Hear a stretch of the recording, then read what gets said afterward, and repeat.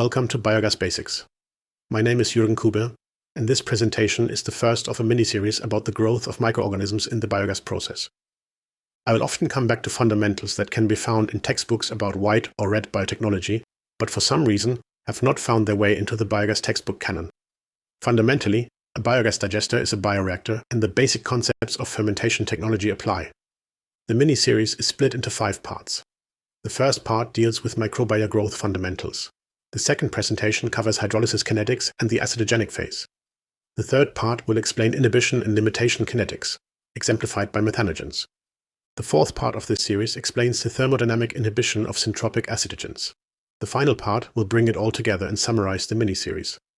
As an addition to this mini-series, I made a presentation about the anaerobic digestion model 1, or ADM1, the standard model for the biogas process, which uses many of the concepts described in this mini-series. We start with a sterile batch reactor. The reactor has no inflow or outflow, but it contains all necessary nutrients for the growth of microorganisms. Now we inoculate the reactor with one microorganism. It starts to grow, and after a while it will split into 2 microorganisms, 2 double to 4, 4 double to 8. Let's try to describe this growth mathematically. The number of microorganisms is called x. The number of microorganisms added over one time step is proportional to a factor mu, the number of microorganisms, x, and the length of the time step delta t. Mu has the unit 1 over time. Let's further assume that mu times delta t is 1. We start with one microorganism. The rate change delta x is 1. We add one microorganism to the reactor, leading to 2 microorganisms. For the next time step, the rate of change is 2 microorganisms leading to 4. Now the rate of change is 4, leading to 8. It continues to 16, 32, 64, and so on. We can rewrite the discrete growth equation as a differential equation. dx over dt equals mu times x. Let's separate the variables and integrate. We solve for the integration constant by including the initial conditions. At t equals 0, x equals x0. The integration constant is the natural logarithm of x0. Inserting that into the main equation, rearranging and applying the exponential function gives x of t equals x0 times exponential function of mu times t. Hence its name, exponential growth. The concentration of microorganisms in the reactor depends on the initial concentration times an exponential term that includes mu times t, a dimensionless term. Mu is called the growth rate and has the unit 1 over time. The term growth rate seems a bit clunky and unwieldy. Normally, when we think of microbial growth, we think in doubling or generation time, the time for the microorganisms to double their initial concentration. We can put the doubling time into the growth equation. After one doubling time, the concentration of microorganisms doubles from x0 to 2x0. Let's put this into the growth equation. We can eliminate x0. Finally, we get the doubling time. It is ln of 2 over the growth rate, and the growth rate is ln of 2 over the doubling time. For example, the doubling time is 1 hour, the growth rate is ln of 2 over 1 hour. ln of 2 is around 70%. The growth rate here is 0.7 hour to the power of minus 1. The growth rate of the microorganisms depends on the availability of nutrients, the presence or absence of inhibitors, and the growth conditions such as temperature, pH, or salinity. Under optimal conditions, and when no limitations and inhibitions are present, the growth rate becomes maximal and is a property of the microorganisms. This growth rate is called Mumax. The fastest growing microorganisms can double every 20 minutes, corresponding to a growth rate of 0.23 hour to the power of minus 1. The Mumax is not a function of anaerobic versus aerobic growth or of bacteria versus archaea. For example, both the extreme thermophilic hydrogenotrophic methanogenic archaeon, Methanococcus janashi, and the mesophilic aerobic bacteria Escherichia coli can double in less than 30 minutes. The minimal doubling times of microorganisms of the AD process are typically between half and multiple hours, at least for generalists. We will talk about specialists and generalists later. Keep in mind that this is for uninhibited, unlimited free growth. We developed the growth equation for a batch reactor with no inflow and outflow and growth over time. Now let's have a look how microorganisms are growing in a continuous reactor. A continuous reactor is characterized by an inflow, an outflow, and a reactor volume. We assume that the inflow does not contain a meaningful amount of microorganisms. The concentration in the reactor is the concentration in the outflow. Further, we assume a diluted system, meaning that the inflow is the same as the outflow. This is often not the case in AD, but we keep it simple for now. The change of the microorganism concentration over time can be described by two terms. The positive term is the growth term mu times x. The negative term describes microorganisms being flushed from the reactor, outlet mass flow divided by reactor mass times microorganism concentration x. We are interested in the steady-state solution, which means the differential is zero. The equation becomes mu x equals output mass flow over reactor mass times x. We can divide by x as long as x is not zero. That would be the trivial solution that no microorganisms are in the digester. Mu equals output mass flow over reactor mass. The latter term is also called dilution rate in biotechnology and is 1 over the hydraulic residence time. So, in steady state, the growth rate is the dilution rate. This is a very important principle, but its implications are not directly visible. It becomes clearer when we use doubling time and residence time. Remember from the previous slide that the growth rate is ln of 2 over the doubling time. The growth rate is the dilution rate is 1 over the hydraulic residence time.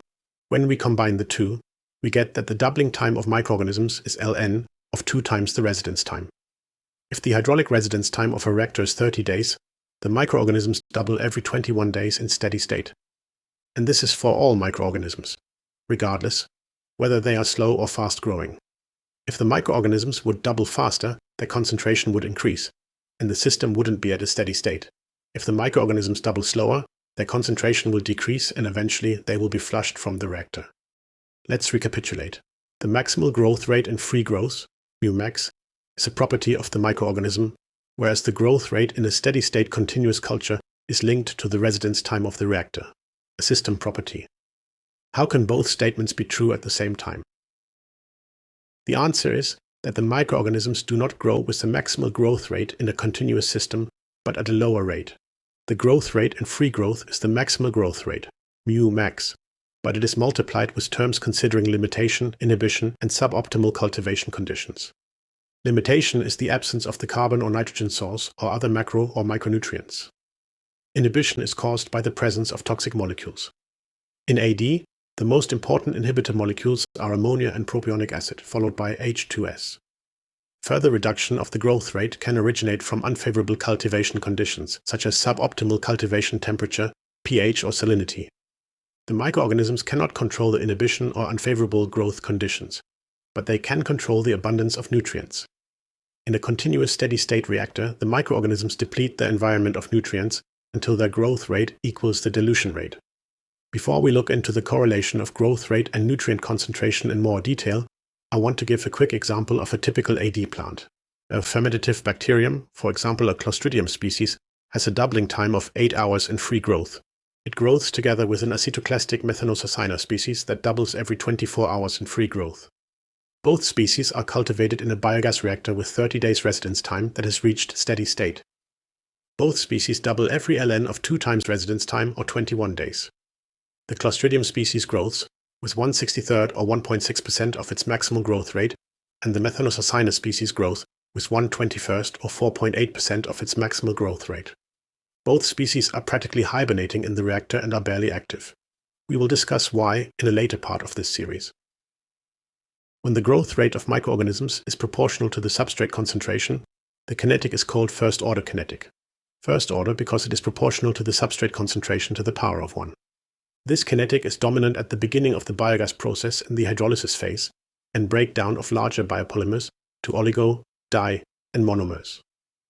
I've plotted it here in dimensionless form, mu over mu max over S divided by a constant Ks. When it comes to the breakdown of smaller molecules, we have to distinguish two cases. At low substrate concentrations, the availability of the substrate is the rate-limiting factor. The growth rate is directly proportional to the substrate concentration, a first-order reaction. At higher substrate concentrations, the availability of the substrate is no longer the limiting factor. Instead, the mass transport of the substrate into the microorganisms is rate-limiting. At very high substrate concentrations, the growth rate is independent of the substrate concentration and just a constant. It is proportional to the substrate concentration to the power of 0, a zeroth-order reaction. At high substrate concentrations, mu is mu max. This combination of first and zeroth-order reaction is called Monod reaction, named after the French microbiologist who published the formula during the Second World War. The formula is mu of S equals mu max times S over S plus Ks. At high substrate concentrations S, the numerator and denominator of the fraction become very similar and the fraction approaches 1. Mu is mu max. At low substrate concentrations, mu equals mu max divided by Ks times S. When S equals Ks, the growth rate mu is 1/2 mu max. Typically, the concentration Ks has the order of magnitude of 1 gram per liter in the acidogenic phase of the biogas process. Now that we have a correlation between substrate concentration and growth rate, we can balance substrate and biomass for a continuous bioreactor. We have a continuous stirred tank reactor or CSTR digester with an inflow and an outflow. For simplicity's sake, we assume that the ingoing and outgoing flows are the same, m dot. The substrate concentration in the inflow is SF, and there are no microorganisms in the inflow. The mass of digestate in the reactor is mR. The ratio of m dot to mR is called dilution rate, which is 1 over the hydraulic residence time. The substrate concentration in the reactor and its outflow is S. The biomass concentration in the reactor and its outflow is X. The substrate balance has 3 terms. Fresh substrate is introduced into the bioreactor with the feed stream. The term is the dilution rate, D, times the substrate concentration in the feed SF. Undigested substrate is flushed from the reactor with the term minus D times S. Substrate reacts to biomass and biogas in the reaction term. The reaction term is the amount of biomass created by the microbial growth divided by a stoichiometric constant, the biomass yield YXS, the mass ratio of biomass generated to the mass substrate converted. For individual anaerobic species, this number is quite low, somewhere between 0.03 and 0.15 kilograms biomass produced per kilogram substrate consumed. It depends on how much energy the microorganisms can produce per kilogram substrate consumed. In the AD process, the substrate is used by several different microorganisms sequentially, so the total yield coefficient is toward the higher end of the range. The biomass balance has 2 terms: biomass build-up from growth, μx, and biomass being flushed from the digester minus dx. It is dx over dt equals μx minus dx. And finally, the monod-kinetic is mu max times S over S plus Ks. These 3 equations are the simplest model for a continuous bioreactor. The biogas reactor is much more complicated with multiple substrates, biomass, and intermediate species, but even the simple continuous bioreactor model can explain important behaviors of a biogas reactor.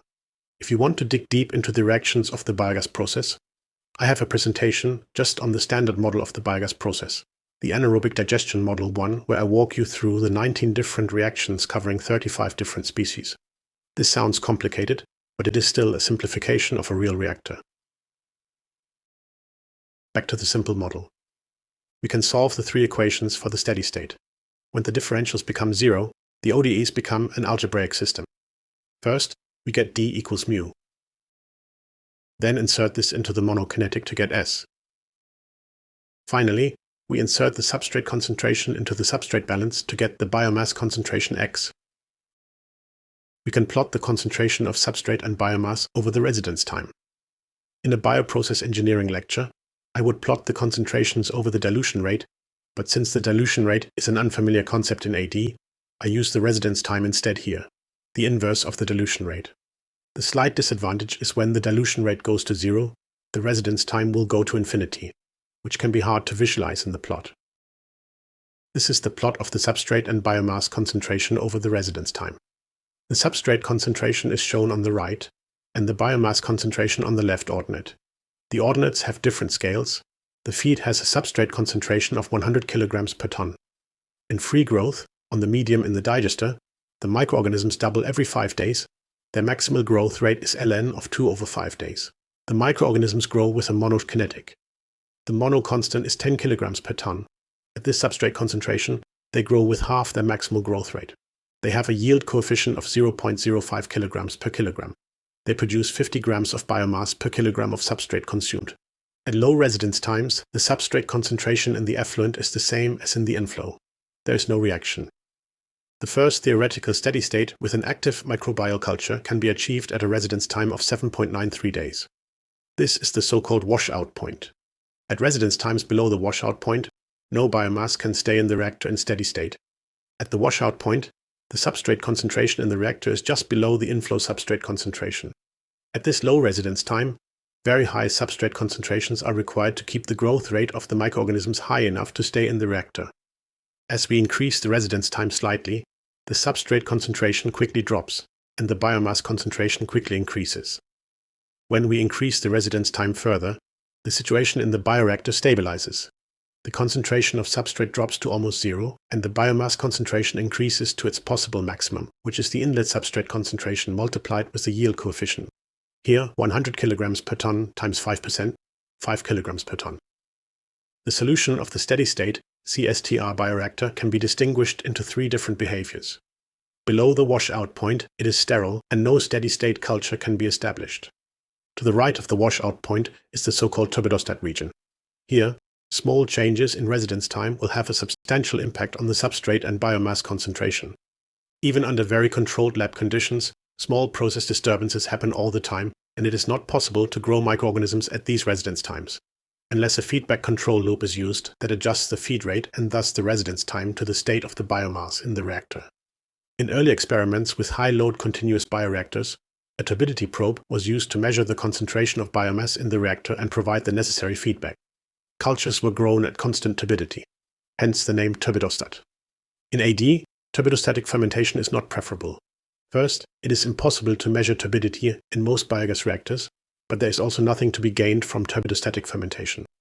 One of its characteristics is a high substrate concentration in the reactor, which goes along with high viscosities and incomplete substrate conversion. The other region is far more interesting for the biogas process. This region at higher residence times is called chemostat region.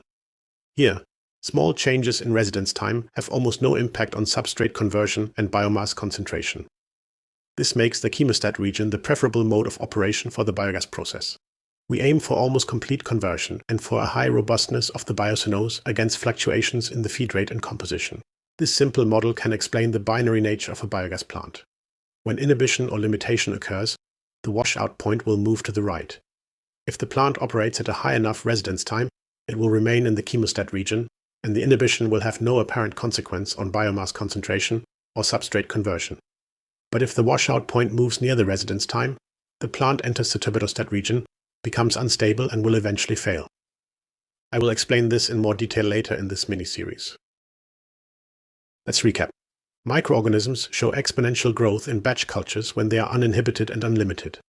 We started with the premise that one microorganism becomes 2, then 4, 8, 16, and so on, and then developed the formula for exponential growth. The maximal growth rate, μmax, is a property of the microorganism strain. It is linked to the minimal doubling time. μmax is ln of 2 divided by the minimal doubling time.